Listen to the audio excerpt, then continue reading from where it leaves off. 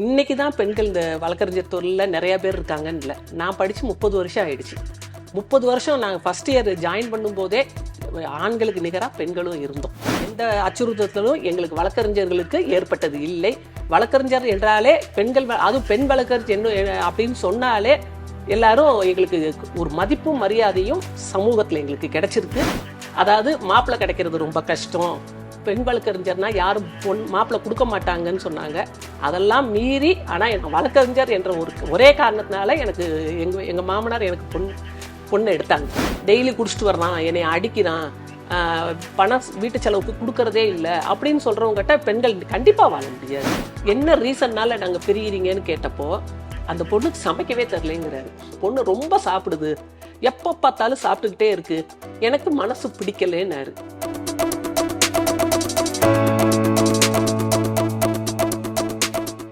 ராணி நேயர்களுக்கு வணக்கம். அதாவது ஆண்கள் அதிகமாக நிறைஞ்சிருந்த ஒரு துறை அப்படின்னா அது வழக்கறிஞர் துறை தான். இந்த துறையில தான் ஆண்களுடைய பங்களிப்பு தான் அதிகமாக இருந்ததா ஒரு காலத்தில் பார்க்கப்பட்டுச்சு. இன்னைக்கு அவங்களுக்கு நிகராக பெண்களும் அந்த துறையில பயணிச்சுட்டு இருக்காங்க. அந்த வகையில் நாம இன்னைக்கு வழக்கறிஞர் துறையில மதுரை கிளையில பணியாற்றக்கூடிய வழக்கறிஞர் ஆஷா அவர்களை தான் நம்ம சந்திக்க போறோம். வணக்கம் மேம். வணக்கம் மேம். ஒரு பெண்ணா இந்த துறையில எத்தனை ஆண்டுகளா நீங்க பயணிச்சுட்டு இருக்கீங்க? இந்த துறைக்குள்ள வரணுன்ற ஆர்வம் உங்களுக்கு எப்ப வந்தது மேம்? நீங்கள் கேட்ட இன்ட்ரொடக்ஷன்லேயே நான் ஒரு சில மாற்றம் சொல்லணும்னு நினைக்கிறேன். இன்னைக்கு தான் பெண்கள் இந்த வழக்கறிஞர் தொழிலில் நிறையா பேர் இருக்காங்கன்னு இல்லை. நான் படித்து 30 வருஷம் ஆயிடுச்சு. 30 வருஷம் நாங்கள் ஃபஸ்ட் இயர் ஜாயின் பண்ணும்போதே ஆண்களுக்கு நிகராக பெண்களும் இருந்தோம். அன்றைக்கி ஸ்டூடெண்ட்டாக இருந்தோம். நாங்கள் 12th முடித்து first batch 5 year course start பண்ணாங்க. இல்லைன்னா டிகிரி முடிச்சுட்டு தான் 3 வருஷம் வரணும். நாங்கள் 1983-84 ஃபஸ்ட்டு பேட்ச் 5 வருஷம் கோர்ஸ் கொண்டு வந்தாங்க, இன்டகிரேட்டட் கோர்ஸ்னு. அப்போ நான் ஃபஸ்ட்டு நான் ஜாயின் பண்ணேன். 30 வருஷம் கிட்டத்தட்ட ஆயிடுச்சு. அந்த 30 வருடமாகவே எனக்கு தெரிஞ்சு ஆண்களுக்கு நிகராக பெண்கள் வழக்கறிஞர் தொழிலில் நல்லா ஈடுபட்டு செம்மையாக செஞ்சுட்டு வர்றாங்கிறத நான் உங்களுக்கு தெரியப்படுத்திக் கொள்கிறேன். ஓகே. ஆக்சுவலாக ஃபர்ஸ்ட் முன்னாடிலாம் வழக்கறிஞர் துறையை தேர்ந்தெடுக்கணும்னா பெண்கள் ரொம்ப தயங்குவாங்க. இந்த காலகட்டத்திலே அது இருந்தது. என்ன ரீசன்னா அதுல அடிதடிகள் ஜாஸ்தியா இருக்கும், உயிருக்கு ஆபத்தான ஒரு துறை அப்படின்ற ஒரு பேச்சு இருந்தது. இப்ப எப்படி மேம் இருக்கு? பெண்களுடைய வருகை எந்த அளவுக்கு இருக்கு இந்த துறை? அதை தான் நான் தான் சொன்ன மாதிரி அந்த 30 வருஷமாவே நாங்கள் அன்னையிலேருந்து நான் இன்னைக்கு பார்த்துட்டு தான் வர்றேன். பெண்கள் இதில் நிறையா பேர் நல்லா ஷைன் பண்ணிக்கிட்டு வர்றாங்க. எந்த அச்சுறுத்தலும் எங்களுக்கு வழக்கறிஞர்களுக்கு ஏற்பட்டது இல்லை. வழக்கறிஞர் என்றாலே பெண்கள், அதுவும் பெண் வழக்கறிஞர் என்ன அப்படின்னு சொன்னாலே எல்லாரும் எங்களுக்கு ஒரு மதிப்பும் மரியாதையும் சமூகத்தில் எங்களுக்கு கிடைச்சிருக்கு. அதுக்கு நான் அந்த படிப்பு நான் நோபல் ப்ரொஃபஷனாக தேர்ந்தெடுத்ததுக்கு நான் நன்றியை சொல்லிக்கணும். உங்க ஃபேமிலியை பத்தி எங்களுக்கு ஒரு சில அறிமுகங்கள் வேணும். உங்களை பத்தி சில நான் படிக்கும்போது ஆனால் நீங்கள் சொன்ன மாதிரி அப்போ தான் ஃபஸ்ட் இயர் இன்டகிரேட்டட் கோர்ஸ் கொண்டு வரும்போது எங்கள் வீட்லேயும் சிலர் எதிர்ப்பு தெரிவித்தாங்க. அதாவது மாப்பிள்ளை கிடைக்கிறது ரொம்ப கஷ்டம், பெண் வழக்கறிஞர்னா யாரும் மாப்பிள்ளை கொடுக்க மாட்டாங்கன்னு சொன்னாங்க. அதெல்லாம் மீறி ஆனால் வழக்கறிஞர் என்ற ஒரே காரணத்தினால எனக்கு எங்கள் மாமனார் எனக்கு பொண்ணு எடுத்தாங்க. பொண்ணு எடுத்தாங்க. அதை ரொம்ப பெருமையாகவும் அவர் வெளியே சொல்லிக்கிட்டாரு. நான் வழக்கறிஞர் பொண்ணை என் மகனுக்கு கட்டி வச்சிருக்கேன் அப்படின்னு உண்மையிலேயே அந்த இது சொன்னாங்க. அது நான் காது கொடுத்து நானும் கேட்டேன். அந்த பயம்லாம் நீங்கி வழக்கறிஞர் பெண்களுக்கும் இன்னைக்கு மாப்பிள்ளை கொடுக்கறதுக்கு எல்லாம் ரெடி ஆகியிருக்காங்க. ஓகே. இந்த துறையில நீங்க பயணிக்கும் பொழுது குடும்பத்தினரோட சப்போர்ட் எந்த அளவுக்கு இருந்தது மேம்? நல்லா சப்போர்ட் பண்ணாங்க. எங்கள் அன்னைங்கெல்லாம் ரொம்ப என்கரேஜ் பண்ணாங்க.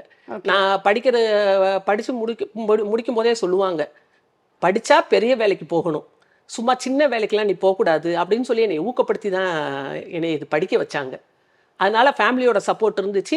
என் வீட்டுக்காரரும் நான் படித்து முடித்ததும் என்னை வேலைக்கு அனுப்புனார். அனுப்பி நல்லா என்னை என்கரேஜ் பண்ணாங்க. அதனால என்னால் குழந்தை பிறந்தப்போ கொஞ்சம் எனக்கு பிரேக் ஆச்சு. குழந்தை பிறந்த பிறகும் நான் படிக்க போனேன். ஆக்சுவலாக எனக்கு 4வது வருஷம் நான் படிச்சுட்டு இருக்கும்போதே மேரேஜ் ஆகிடுச்சு. மேரேஜுக்கு அப்புறம் குழந்தை பிறந்து நான் படிக்க போனேன். படித்து அப்போ எல்லாரும் ஸ்டூடெண்ட்டாக வரும்போது நான் மேரேஜ் ஆகி குழந்தை பிறந்து ஃபைனல் இயரை கம்ப்ளீட் பண்ணேன். அந்த அளவுக்கு எங்கள் வீட்டில் ஃபேமிலி சப்போர்ட் இருந்துச்சு. ஓகே. ஏன் வழக்கறிஞர் தொழிலை தேர்ந்தெடுக்கணுன்ற எண்ணம் உங்களுக்கு வந்தது மேம்? அது எப்படின்னு எனக்கும் சொல்ல தெரியல. ஆனால் நான் ஸ்கூலில் படிக்கும்போதே காந்திஜி பாரிஸ்டர் பட்டம் பெற்றார்னு படிச்சிருக்கோம். அப்போ கரெக்டாக நான் 12th முடிச்சிருக்கேன். அட்வர்டைஸ்மெண்ட் வந்துச்சு இதில் 5 இயர் இன்டகிரேட்டட். அப்போ எனக்கு இது அப்படியே ஸ்ட்ரைக் ஆச்சு. சொல்லவும் நான் எங்கள் வீட்டில் சொன்னேன். யாரும் எந்த மறுப்பு சொல்லலை. நான் படிச்சு வந்துட்டேன். ஓகே. இப்போ நீங்க கிட்டத்தட்ட ஒரு 30 ஆண்டுகளா 30 இந்த ஆண்டுகள். துறையில ஆமா, பயணிச்சுட்டு இருக்கீங்க. ஆமா.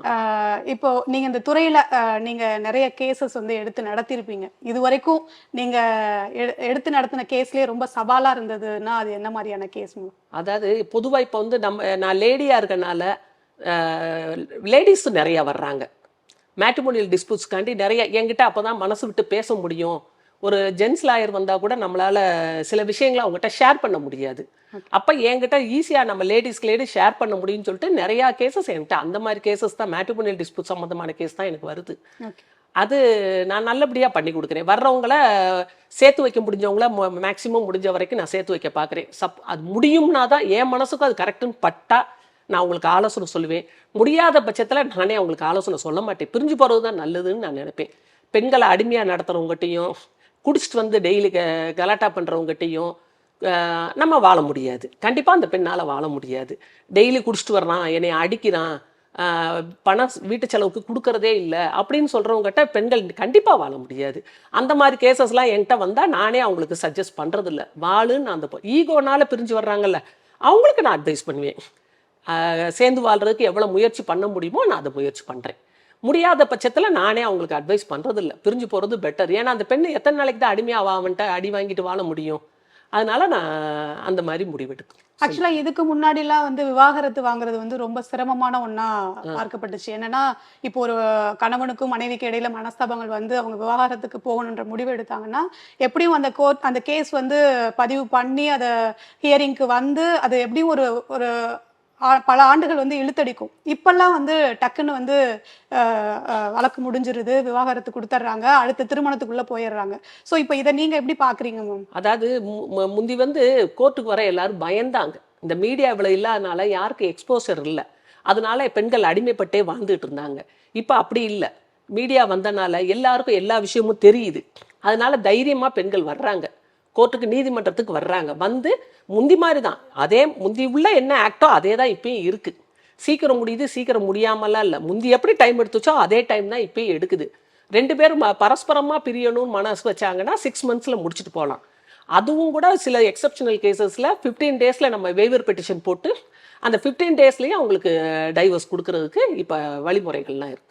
மேம் இப்போ வந்து நீங்க அதிகமா வந்து டிவோர்ஸ் கேஸ் தான் வந்து பாக்குறதா சொன்னீங்க. இப்போ டிவோர்ஸ் கேஸ் வந்து நம்ம நீங்க இது வரைக்கும் எடுத்து பண்ணதுல ரொம்ப இன்ட்ரெஸ்டிங்கான கேஸ் அப்படின்னா அது இன்ட்ரெஸ்டிங்கான கேஸ் தான். முதல்ல என்கிட்ட ஒரு ஹஸ்பண்ட் வந்தாரு. என்ன ரீசன்னால நாங்க பிரியிறீங்கன்னு கேட்டப்போ அந்த பொண்ணுக்கு சமைக்கவே தெரியலங்கிறாரு. சமைக்க தெரியாததுக்கு சட்டத்துல இடம் இல்லை டைவர்ஸ் கொடுக்கணும்னு.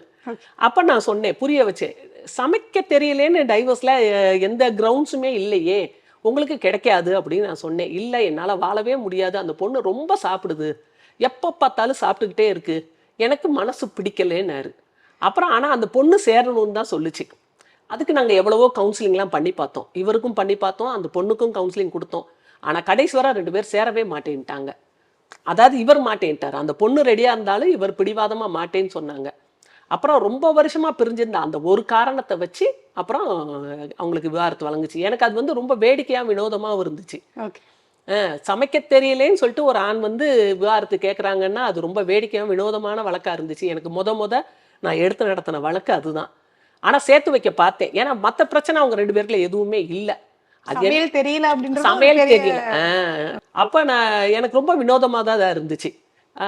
என்ன இப்படி எவ்வளவோ முயற்சி பண்ணோம், அவர் கன்வின்ஸ் ஆகலை.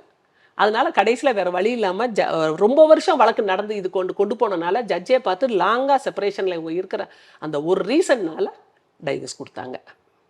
இது மாதிரி வேற இதே விவாகரத்தில் வேற ஏதாவது கேசஸ் இருக்கா மேம் இன்ட்ரெஸ்டிங்கா சொல்லணும்னா இதுல விவாகரத்தை வந்து இன்ட்ரெஸ்டிங்னு நம்ம சொல்ல முடியாது. இல்ல ஆக்சுவலா ஒரு வேதனைக்குள்ள விஷயம் தான், வேதனைக்குள்ள விஷயம் தான் இது. வந்து நம்மளுடைய தாத்தா பாட்டி அந்த காலத்துல எல்லாம் வந்து எவ்வளவோ கஷ்ட நஷ்டங்கள் இருந்தாலும் விட்டு கொடுத்து வாழ்வாங்க. வந்து விட்டு கொடுத்து வாழ்றது அப்படின்ற ஒரு பழக்க வழக்கன்றது ரொம்ப இல்ல, குறைஞ்சு போச்சு. எல்லாருமே வேலைக்கு தன்மை அப்படின்றது குறைஞ்சு போச்சு. எல்லாருமே அதான் அது காரணம், எல்லாருமே வேலைக்கு போறது. வேலைக்கு போகும்போது அவங்க இண்டிவிஜுவலா ஏர்ன் பண்ண ஆரம்பிச்சிடுறாங்க. இண்டிவிஜுவலாக ஏர்ன் பண்ணும்போது நம்ம இவனுக்கு அடிமையாக இருக்க தேவையில்லை, இவன் பேச்சை கேட்கணுன்ற அவசியம் இல்லை. அப்படிங்கிற மைண்ட் செட்டுக்கு இப்போ உள்ள பெண்கள்லாம் வந்துடுறாங்க. அதனால விட்டு கொடுத்து புரிஞ்சு போகணுங்கிறது ரொம்ப குறைஞ்சி போச்சு. டெக்னாலஜி டெவலப்மெண்ட்டை வந்து தவறுதலாக சிலர் பயன்படுத்திக்கிறாங்க. அதுதான் காரணம். ரெண்டாவது அம்மாவோட உள்ள இதுவும் ரொம்ப இருக்கு. தலையீடு இருக்கக்கூடாது. பெண்களை கட்டி கொடுத்தாச்சு. நிறைய குடும்பங்கள்ல அது ஒரு பிரச்சனையா இருக்கு. பெண் சைடுல இருக்கிற பேரண்ட்ஸ் என்ன பண்றாங்கன்னா, மாப்பிள்ளை வீட்டு சைடுல வந்து இன்னமும் தலையிட்டு நீங்க இப்படிதான் நடந்துக்கணும், இப்படிதான் செய்யணும் அப்படின்னு சொல்லும்போது இன்னும் அது பூதாகரமா. ஆமா ஆமா. கல்யாணம் பண்ணி கொடுத்துட்டு அம்மாவோட தலையீடு அந்த வீட்டுக்குள்ள இருக்கக்கூடாது. கல்யாணம் பண்ணி கொடுத்தாச்சுன்னா அதோட விலகிக்கணும். மகள் எப்படியும் அந்த இடத்துல நல்லா இருப்பான்னு இவங்க உள்ள போறதுலயே அந்த பிள்ளைகளுக்கு அது ஒரு செல்லமா போயிடுது. நமக்கு அம்மாவோட சப்போர்ட் இருக்கு, நம்ம என்னன்னாலும் செய்யலாம், பேசலாம், நம்ம கோச்சிட்டு போனாலும் அம்மா வீட்டில் நம்மளை வரவேற்பாங்க அப்படிங்கிற அந்த எண்ணம் அவங்களுக்கு வந்தனால இன்னைக்கு சண்டைகளும் காரணமாயிடுது. மேம், இப்போ நீங்க இன்னும் விவாகரத்து இல்லாம இன்னும் பல கேஸ்லாம் கூட எடுத்து நடத்துறீங்க. இப்போ இந்த பார்க்கிங் அப்படின்னு ஒரு படம் வந்தது இல்லையா?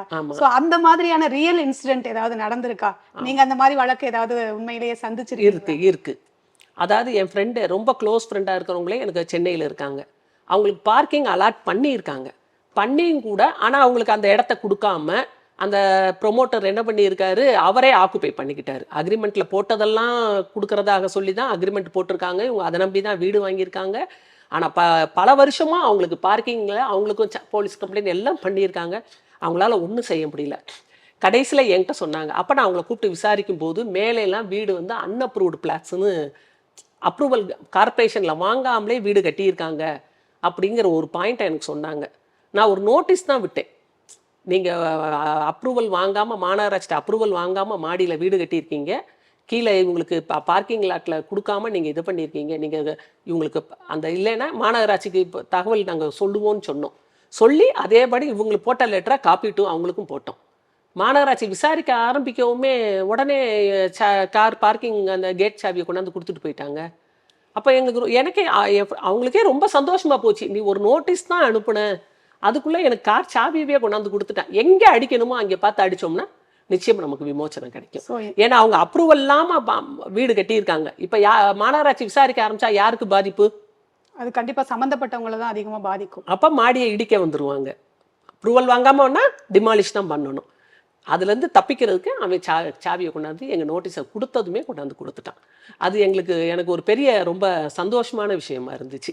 ஒரு நோட்டீஸ்லேயே அவங்களோட பிரச்சனை சால்வ் ஆச்சுங்கிறது எனக்கு ஒரு பெரிய பெருமைக்குள்ள விஷயம். ஆக்சுவலா சமூகத்துல நடக்கிறது தான் இன்னைக்கு திரைப்படங்கள் வாயிலாகவும் வெளிப்பட்டு இருக்கு. அதுவே ஒரு விழிப்புணர்வு விஷயம் அப்படின்னாலும் இன்னும் நிறைய பேருக்கு வந்து இந்த மாதிரியான பிரச்சனைகள் வரும்போது அதை எப்படி அணுகணும், எப்படி சட்ட ரீதியா கொண்டுட்டு போகணுன்ற ஒரு விழிப்புணர்வு இல்லை. அந்த மாதிரியானவங்களுக்கு நீங்க கொடுக்கக்கூடிய அட்வைஸ்னா எப்படி இருக்கும்? அதான் தகுந்த வழக்கறிஞரை நீங்க பார்க்கணும். நமக்கு ஒரு பிரச்சனை வந்துச்சுன்னா உங்களால சால்வ் பண்ண முடியலைன்னா அதுக்கு தகுந்த வழக்கறிஞரை கலந்து ஆலோசித்து அதுக்கு உள்ள வழிமுறைகளை நீங்கள் கேட்டிங்கன்னா அவங்க கண்டிப்பாக உங்களை கைட் பண்ணுவாங்க. ஸோ அது மாதிரி இன்னைக்கு வந்து பாலியல் வன்கொடுமைகள் அப்படின்றது ரொம்பவே அதிகமாயிட்டு இருக்கு. அது வந்து குழந்தைங்களுக்கு வந்து பெண் குழந்தைகள்னு கிடையாது, ஆண் குழந்தைகளுமே அதிகமாக பாதிக்கப்படுறாங்க. சம்டைம்ஸ் வந்து அதனால உயிர்கள் அந்த குழந்தைய வந்து கொலை செஞ்சுட்டு கூட செய்யறாங்க. இதை வந்து பெற்றோர்கள் சிலர் வந்து வெளியில சொல்ல பயந்துட்டு சொல்ல மாட்டாங்க, சட்ட ரீதியா எப்படி அணுகணும்னு தெரியாம இருப்பாங்க. இப்போ அவங்களுக்கெல்லாம் நீங்க கொடுக்கக்கூடிய அட்வைஸ்? அதாவது வன்கொடுமை நடக்குதுங்கும் போது பெண் குழந்தைகளா இருக்கட்டும் ஆண் குழந்தைகளா இருக்கட்டும் எல்லாரும் போக்சோ ஆக்ட்ல வந்துடுறாங்க. அந்த அக்யூஸ்ட் வந்து போக்சோ ஆக்டுக்குள்ள வந்துடுறான். இதை வெளியே சொன்னால் நாளைக்கு ஃப்யூச்சரில் நம்ம பிள்ளையோட மேரேஜ் லைஃப் ஸ்பாயில் ஆகும், நம்ம வெளியே ஃபேஸ் பண்ண முடியாதுன்னு சிலர் மறைக்கிறாங்க. ஆனால் இன்றைக்கி எல்லாருமே அதை போலீஸ் கம்ப்ளைண்ட் கொடுத்து போக்சோ ஆக்டில் அந்த அக்யூஸ்டை அரெஸ்ட் பண்ண தான் செய்கிறாங்க. குழந்தைகளாக இருக்கட்டும் பெரிய கேர்ளாக இருக்கட்டும் அந்த இதை வந்து போலீஸ் கம்ப்ளைண்ட் ஆகுது. சில இடங்களில் நம்ம பார்க்கும்போது அந்த பொண்ணும் அந்த அக்யூஸ்டும் கல்யாணம் பண்ணிக்கிறாங்க. ஆனால் இது இந்த அஃபென்ஸை வந்து அடுத்து கோர்ட்டில் அவங்க கொண்டு வரும்போது காம்பவுண்ட் பண்ணிக்கிறாங்க. சமாதானமாக நாங்கள் போய்க்கிறோம், இந்த கேஸை வாபஸ் வாங்கிக்கிறோம்னு சொல்கிறாங்க. ஆனால் அதுக்கு சட்டத்தில் இடம் இல்லை. நான் கம்பவுண்டபிள் அஃபென்ஸில் இது வரும். போக்சோ ஆக்டில் ஒரு அக்யூஸ்ட் வந்துட்டானாலே நான் கம்பவுண்டபிள் அஃபென்ஸ், நான் பெயிலபிள் அஃபென்ஸு. இதில் சமாதானமாக நம்ம போக முடியாது. ஆனால் ரேரஸ்ட் கேசஸில் சிலர் வர்றாங்க, நாங்கள் 2 பேரும் மேரேஜ் பண்ணிக்கிட்டோம் அதனால நாங்கள் கேஸை வித்ட்ரா பண்ணிக்கிறோம்னு சொல்கிறாங்க. ஆனால் இதில் சட்டத்தில் இடம் இல்லை. நான் கம்பவுண்டபிள் அஃபென்ஸ், நான் பெயிலபிள் அஃபென்ஸ் தான். பிள்ளைகளை பள்ளிக்கு அனுப்பும்போது நம்ம தான் சொல்லி வளர்க்கணும், எந்த மாதிரி நடந்துக்கணும், எந்த மாதிரி பேசணும். இன்னைக்கு பிள்ளைங்க எல்லாருமே ரொம்ப சோஷியல் நினச்சி பசங்களோட ரொம்ப பழக ஆரம்பிக்குது. கோர்ட்டே கவுன்சிலிங் பண்ணும் குழந்தைக்கு. கோர்ட்டே இப்போல்லாம் ஃபேமிலி கோர்ட்டில் கோர்ட்டே கவுன்சிலிங் பண்ணுறாங்க. பண்ணி அந்த குழந்தையோட மனநிலை எப்படி இருக்கு அப்படின்னு சொல்றதை டிசைட் பண்றதுக்கு கமிஷனரையும் அட்வொகேட் கமிஷனரையும் அப்பாயிண்ட் பண்றோம். நாங்களே எதிர்பார்த்திருக்க மாட்டோம். சில நேரம் நாங்கள் முடியாதுன்னு நினைச்சிருப்போம், ஆனால் அதில் சக்ஸஸ் கிடைக்கும். அதுதான் எங்களோட ப்ரொஃபஷனோட வெற்றிக்கே காரணம். முடியாததையும் முடிச்சு காட்டுவோம். எத்தனையோ வழக்கறிஞர்கள் நாங்கள் பார்க்குறோம், பேசுகிறோம், யாரும் அப்படி சொல்லவும் இல்லை, செஞ்சதும் இல்லை. சினிமாவில் அதை வர்றதை வச்சுட்டு மக்கள் தவறுதலாக நினைக்கிறாங்க. இப்படி பார்த்தா ஜட்ஜஸ்க்கும் மிரட்டல் வருதுன்னு சினிமாவில் காட்டுவாங்க. அப்படிலாம்